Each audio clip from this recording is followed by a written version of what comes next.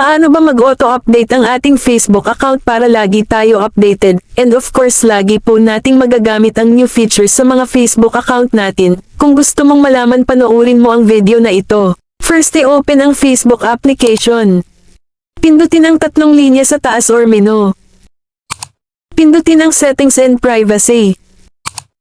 At pindutin ang settings. Scroll down at hanapin ang media at pindutin ito. Scroll ulit at hanapin ang app updates. Pindutin ang app updates.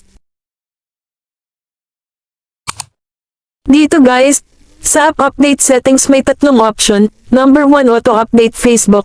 Number 2 allow updates over any network. Number 3 notifications. Kailangan mo lang i-turn on mo lahat yan para auto update ang Facebook account mo.